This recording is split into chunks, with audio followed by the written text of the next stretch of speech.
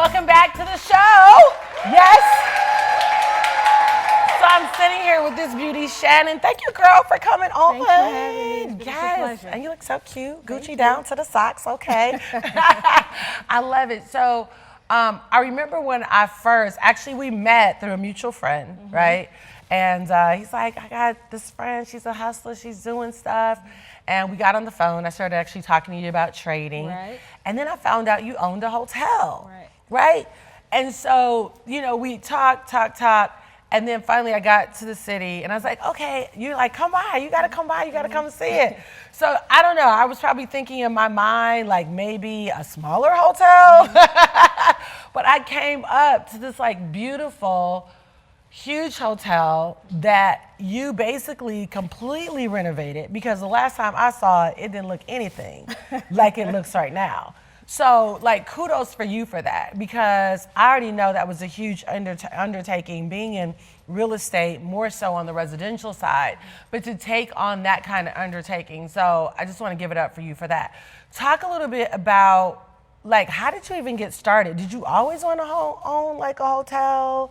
Like, did you come from a family with money? Like, what did that whole process look like? Where did this start? Well, I didn't come from a family with money, but I was blessed to have a great mom who always told me that I could do anything I put my mind to. Wow. And I believed her. She worked very hard. I remember her and my grandmother getting up at 4 and 5 o'clock in the morning, Wow. you know, to work. My mom worked at General Motors. She sacrificed all her money to put me in the best schools. Wow. And I just always believed in myself. And, Wow. And I believed in my mom, and when she told me that I could do something, anything, I took it literal. So how did you even get into real estate? Well, 2 years ago, my business partner, I started off my career as a stockbroker. When I was Okay. 22, I was the youngest stockbroker in the country. Wow. And my business partner, Aaron Morris, at that time was my biggest client. He was a multimillionaire in real estate. And I was managing all his assets, all his money, his insurance. And he said, why don't you, come try real estate? Wow. So we did a couple of transactions, and they were successful.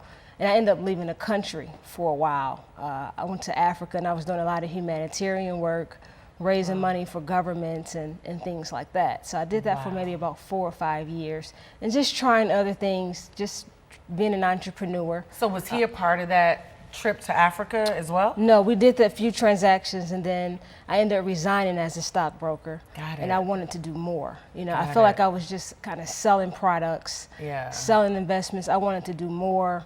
I wanted to know what was behind those investments. How were they structured? Who were the hedge fund owners? I always wanted to do something big. I felt like I was put on this earth to do something great and just destined for greatness. Wow. And so I went to Africa, and I did a few ventures that were unsuccessful, but I didn't give up.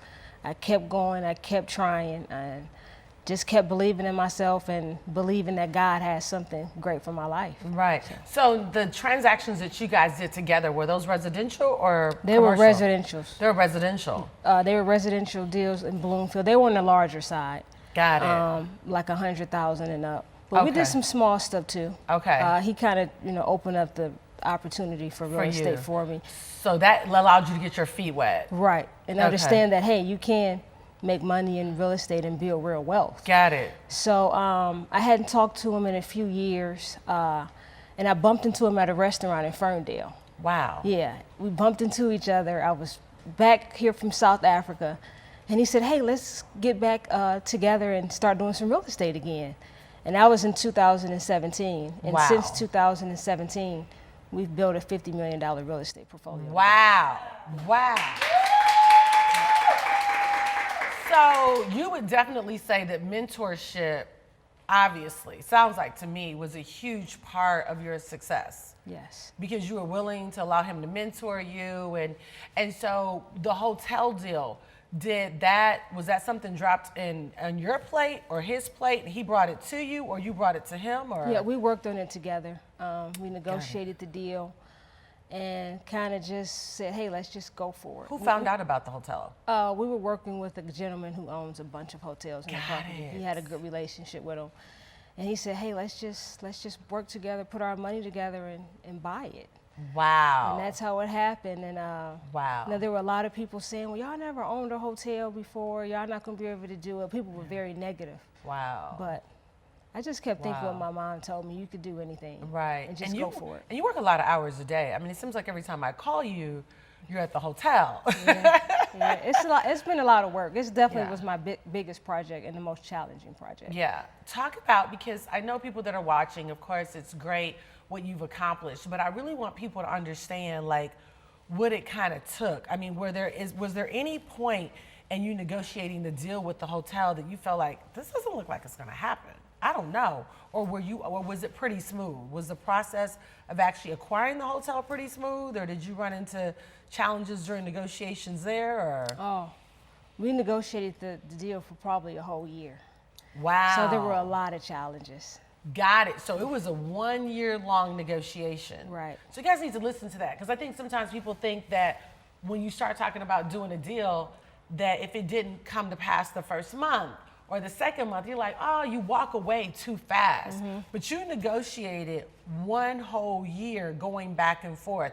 And so I'm assuming that both of you had input on the negotiations, or did you do more of the negotiations and he just followed your lead, or how did that kind of look? It was both. If he was negotiating, I was putting the money together that we need to do the renovations and vice versa. But it took Wow. about a whole year before we actually signed the deal. Wow. It was a lot of work. Now, back and forth. then once you got the hotel, there was a ton of work that needed to be done, right? Yes, yes. You guys had to do a clean out first. Yes, we had to clean it out. We had to put millions into the property just to get it back going. Wow. And that itself was a whole nother challenge and project itself. Yeah. So how long did it take from the time that you acquired it? How long did it take to get it like up and like, okay, we're ready for business? Right. Well, from April until about a week ago. Wow. And even now, this is a soft opening. We're still doing Yeah. a lot of things to the property. We're Yeah. putting Top Golf in. Yes. So we're going to have a very nice restaurant.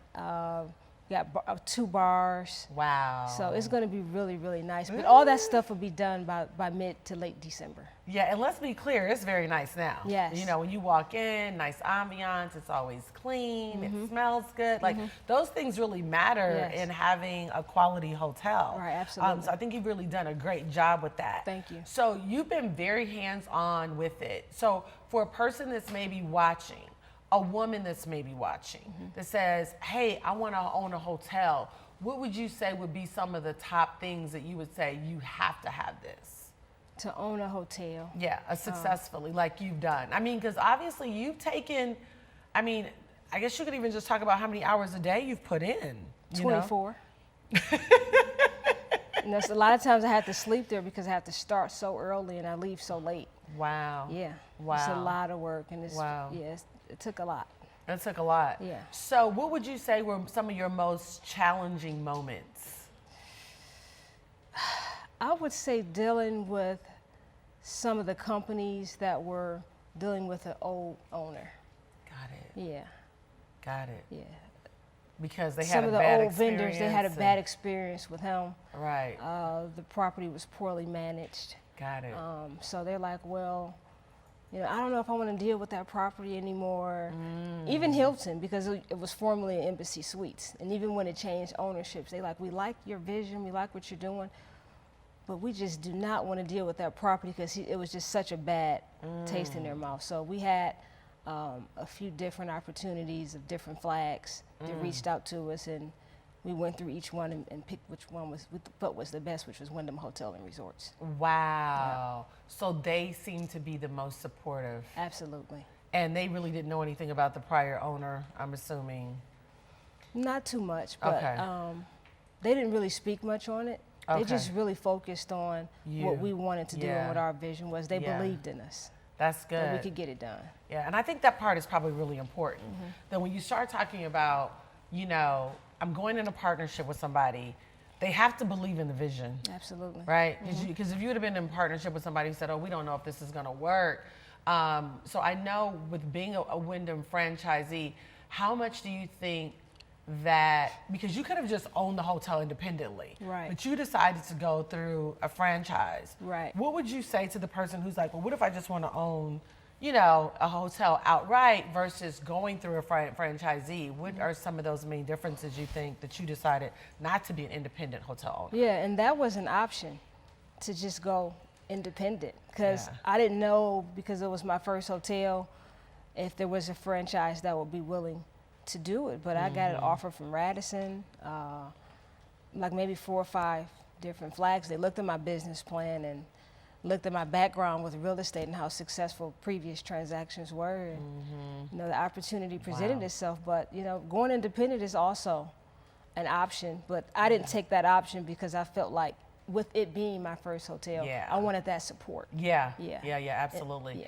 Yeah. And now you're looking at other projects, Yeah. another hotel. Yeah, we're working on our second hotel now. Woo! That's awesome.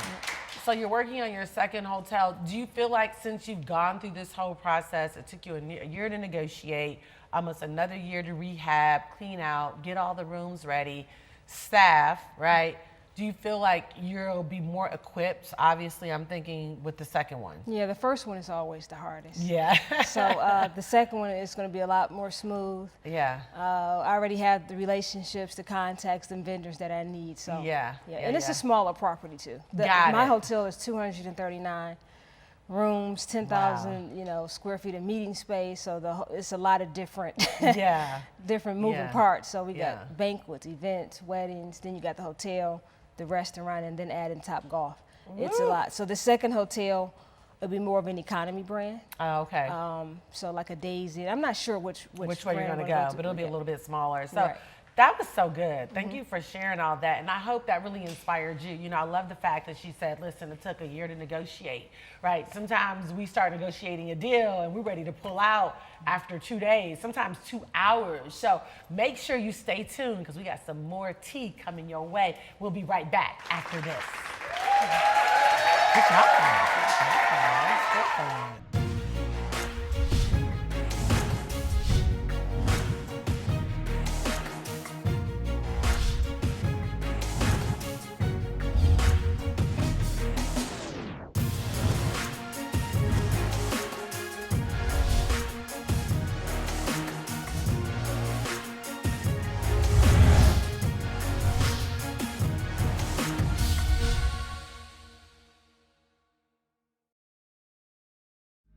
Your Impact Network has gone mobile. Now we'll be there wherever you are, whenever you need us. Our brand new app allows you to stream our complete lineup of preaching, ministry, and music 24/7. All of your favorite programs in the palm of your hand and just a click away. Impact's app features our content schedule for quick and easy searching and a Bible reading plan so you never miss daily devotions. We also have a brand new video on demand section so you can enjoy what you want exactly when you want. Regardless of your circumstance, the Impact Network will provide the ministry programs desired. Our goal is to have a positive impact on you and the lives of others. We also have an easy-to-use support button, allowing you to donate quickly, partnering with us as we preach the gospel around the world. Your Impact Network is now available in the App Store on all mobile platforms. Download it today and tell your friends.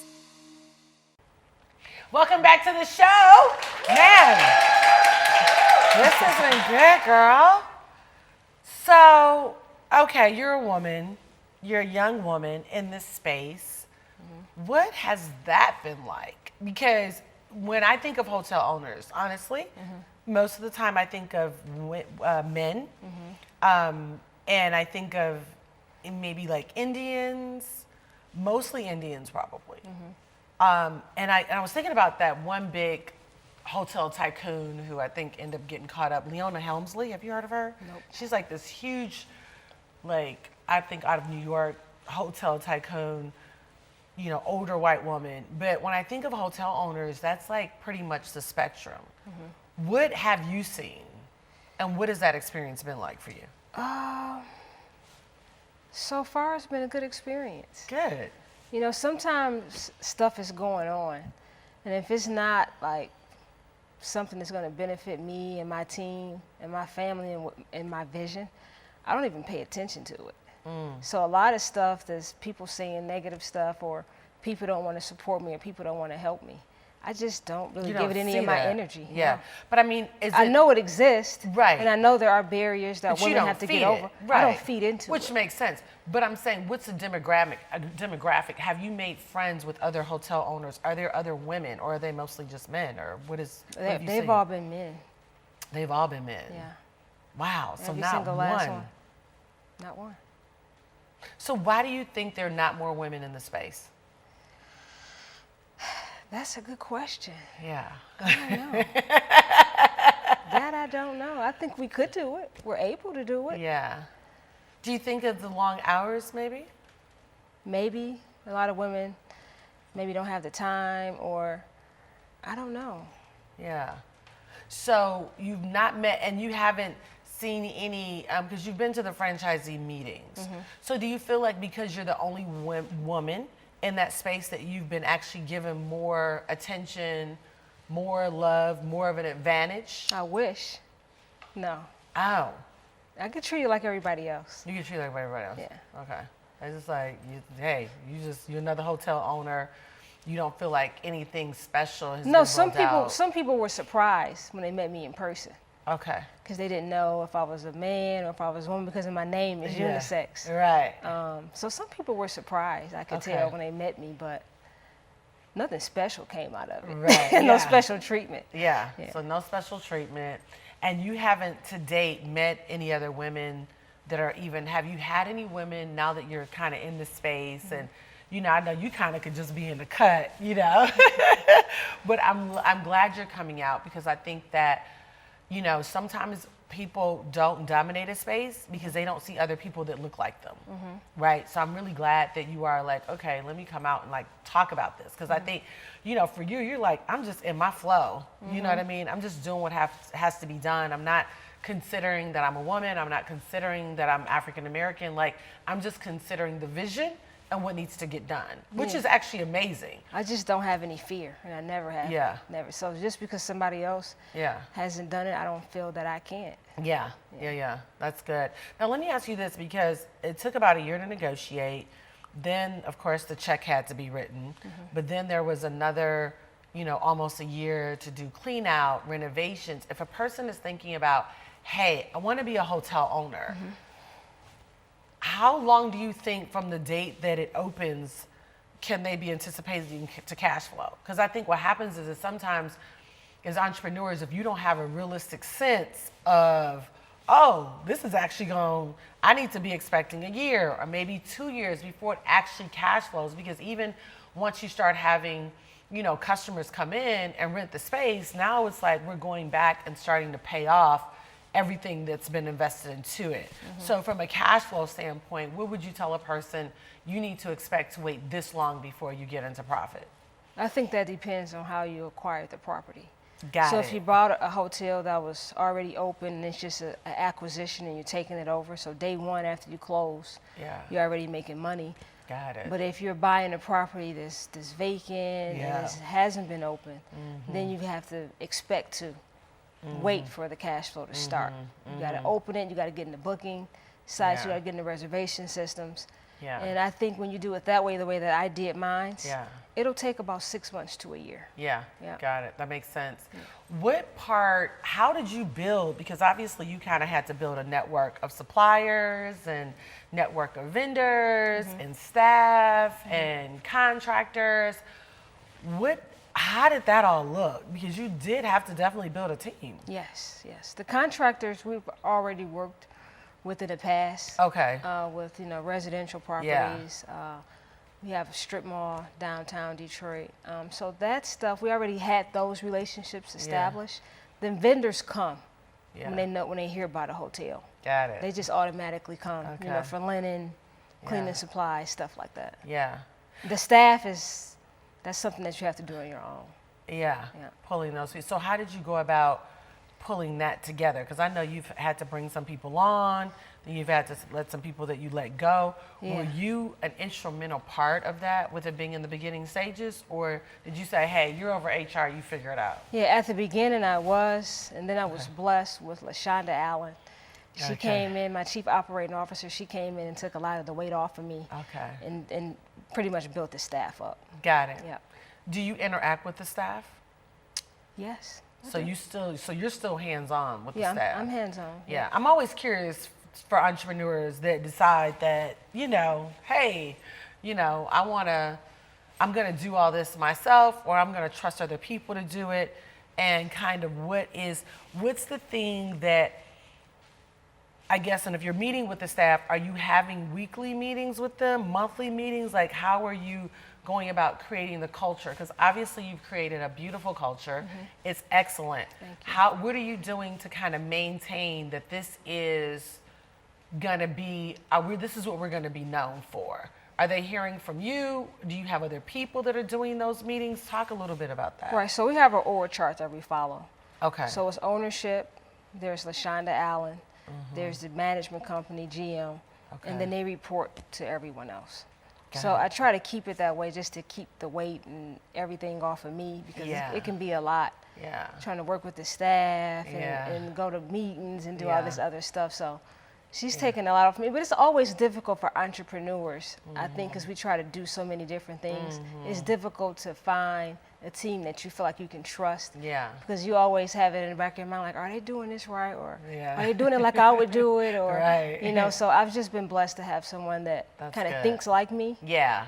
So it's just That's been a good. blessing to have LaShonda That's Allen good. on my team. So are you meeting with her on a consistent basis? Every day. So just, okay, good. If she got to deal with me every day, Okay. answering all my questions. And Okay, good. And of course, you're still walking around, checking on things, looking to see how things are going, how things are moving. Right. And when you see something that you don't like, are you at a point now where you're like, okay, I'm going to just let LaShonda know, or do you deal with it yourself? Both. I try to let her know, but it Okay. depends on what it is. Okay, give me probably your most challenging where you're like, oh no, this is just not going to work. At the hotel? Yeah. Um, Maybe with dealing with staff. That's a good question. There's been quite a few things. I think sometimes just people who don't share the same vision that you have. Got it. Sometimes a person can be skilled, but they may not share the vision that you have, or they may not meet the standard that you have for what you're trying to accomplish. So that's just been the challenge, is just finding people Yeah. who understand what I'm trying to do, the Yeah. direction I'm going in, Right. and the standard. So I want people, when they come into the hotel, Yeah. for them to, have experience supreme customer service, Right. be able to get good food, Yeah. have some fun. Just the energy and the vibe is good. Yeah, exactly. Because I know, running several businesses, it's always interesting to me to talk to other entrepreneurs to just see, what are you doing? I have some of my team that I talk to 4 times a week. Then I have maybe another part of my team that I'm dealing with, once a day for a few Right. minutes a day. And then there may be, there's these different sectors, and just always wanting to make sure that, the blueprint, like you've probably done this in real estate. My contractors know that all of my homes are going to be gray and white. They know I always want hardwood floors. So they kind of know, okay, we know when we work for Jewel, we know that this is the way that she likes it. And then developing that relationship. And even after you've developed a relationship, though, I've still found that you still got to pop up, you know what I mean? Definitely. Because people can know what you want, but it's still like, it don't mean you actually doing it, Or sometimes they get, maybe they're going through something personally or something's happening in their family or whatever that maybe they're not delivering. I just find that when you're kind of at the helm, I remember Oprah had, they did an article on her on Forbes magazine, and she was basically talking about how, like all her different brands that she had somebody at the head of them, but she just found that keeping her thumbprint, Yes. on all of those people, and then even developing the relationship with the people that are up under those people still were a critical part of her success. So I always like to talk to other, successful entrepreneurs and just see, hey, how did that work out for you? So have you hired any family at all? Just LaShonda Allen. Okay, so she's my sister. Oh, she's your sister. Okay, got it. So that's how she kind of knows how I like stuff, what I want. Because she's been around me my whole life, so it's worked out perfect. Okay, that's good. And I didn't just hire her because she's my sister. Like Right. if she weren't my sister, I would have still hired her. Yeah. Because she has a proven track record for success too in business. Her background was marketing and advertising. Got it. So she did Verizon, Can You Hear Me Now? Yeah. She worked with Solomon Smith Barney, all the Yeah. major corporations, General Motors. She just Yeah. launched a new Corvette.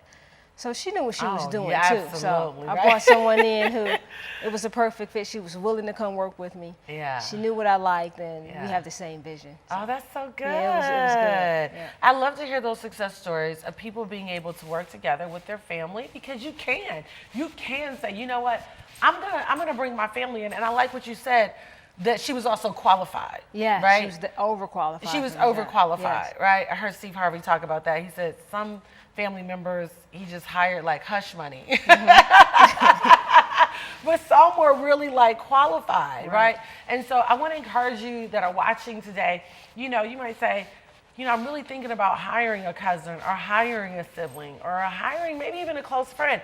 It does work. I mean, of course, there have been experiences that I've heard that I'm like, oh, that was a horror story. But I do think there are definite situations where it really works, especially if the person actually has a skill set, or not just has a skill set, but being willing to be trained, right? Because we should forever be being a student. So I want to thank you so much, girl, for coming on Thank you. today. Thanks for having me. So I hope you took good notes and you learned diligence, perseverance, patience, and just sticking with it until the dream comes to pass. Because remember, God called us to create, to dominate, and you absolutely can have it all. Until next time, see you later.